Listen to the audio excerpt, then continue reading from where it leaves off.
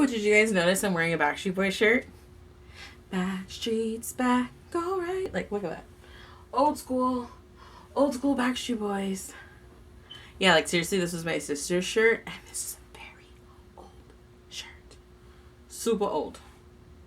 It'll be 20 years old in 2018. Wow, it's crazy, it's 18 years old. I just realized that. I love them. Stephanie Bain, I have a books. I'm a book nerd. There's so many books. Hello everyone, Stephanie here. Today's video is going to be the New York Times by the book tag. The original one was done by the creator was Marie Berg here on YouTube. I'll link the original video down below. No, I wasn't tagged, but I was like, I don't know what to do today. So I was just like, why not? So I'm just gonna get on to it. The first question is, what book is on your nightstand now? For that, I actually don't have a physical book. It's on my ebook, and it doesn't have a cover because it's an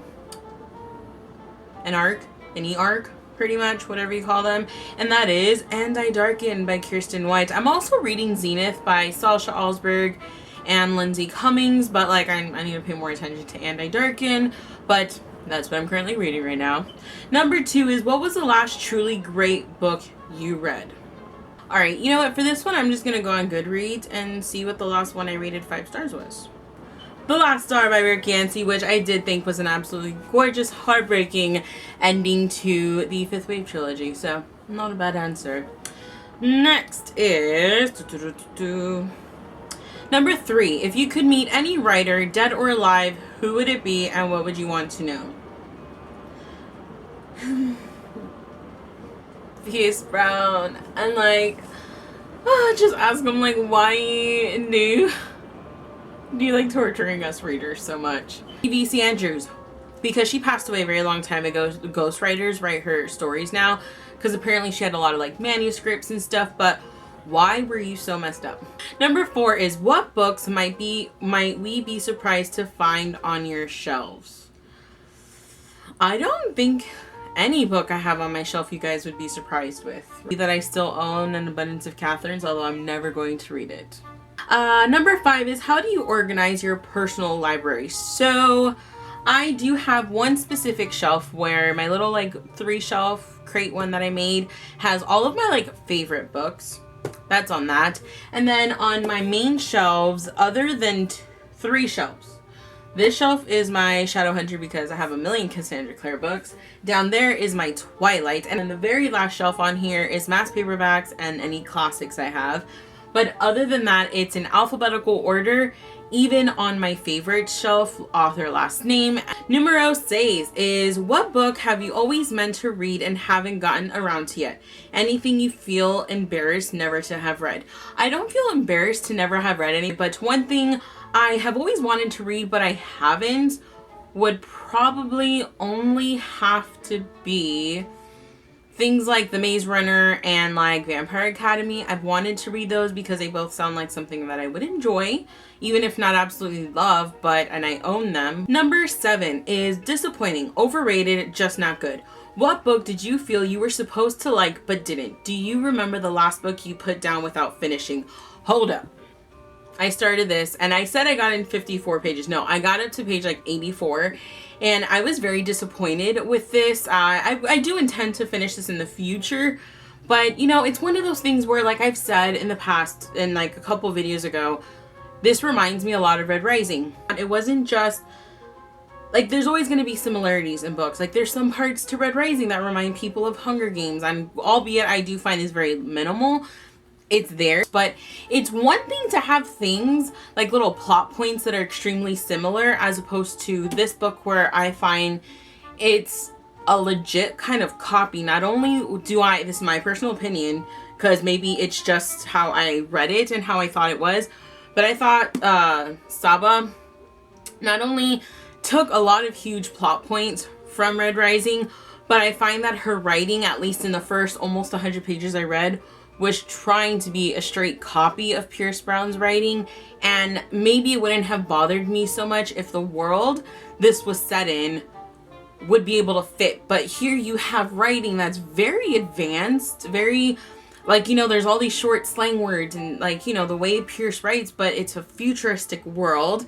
It's sci-fi. With everything, it really fits. But here, I thought it didn't fit. I thought she wanted to be very, like the fight scenes. There was a fight scene that made absolutely no sense to me. I was like, where the f did that shit come out from? Like, seriously? Like, that was unnecessary.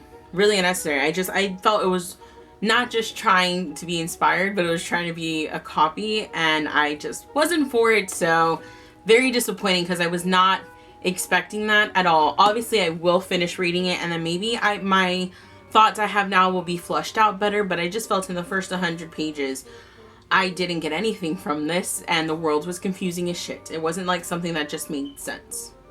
Numero 8 is, what kinds of stories are you drawn to? Any you stay clear of? So stories that I'm usually drawn to is, you know, I like a certain trope, and this is ever since I was young, but I really do enjoy books that have that girl that's special, but she doesn't know it. Kind of like Red Queen, or kind of like in the Sweep series, you know, like she didn't know she was a witch, but you're a witch, you're adopted. Like, I like that trope, and I do get drawn to stories like that. I'm also extremely just drawn to a story that I really enjoy messed up government, and lately that's kind of like been my new thing, is I just like messed up stuff. You know, I've always kind of been like that, so I'm drawn to that, and I stay clear of things that just sound, honestly, I stay away from, for the most part, the majority of romances. The last romance I've read has to do with Outlander, but that's different because I feel like Outlander is not only romance, it's like historical fiction and fantastical, and it has a lot of things like that, even though it's set in our world. And but I stay clear of like contemporary. I do not find enjoyment out of reading contemporary. I usually, or something that I know that, like, if flat out says a person is gonna have a love triangle, or like you get right off the bat that it's like, oh, this is about this, but it's already talking about love, I really find that to be extremely annoying, because you guys already know how I feel about romance in books, especially in the type of books I like to read. Like, you guys are dying. Why the hell are you worrying about who you're gonna do tonight? Okay. And number 9 is, if you could require the president to read one book, what book would it be? President. I have no idea what I would choose for this. Because of the government in this, I would really appreciate if the president read this. Number 10 is, what do you plan to read next? After I read And I Darken, these 4 books, like, no joke, these are the ones I'm looking at. So it's the 100 Lies of Lizzie Lovett, because this just sounds like really interesting. It's about a girl, someone goes missing, and it's like a really like small sleepy town type thing, and she wants to investigate it, because, you know, what else do you do in your boring town?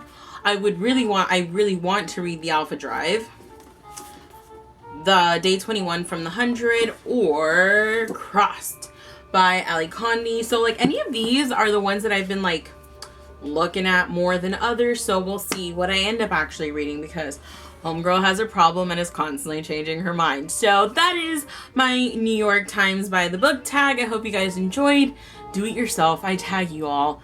Comment down below your answers. That'd be nice to read through.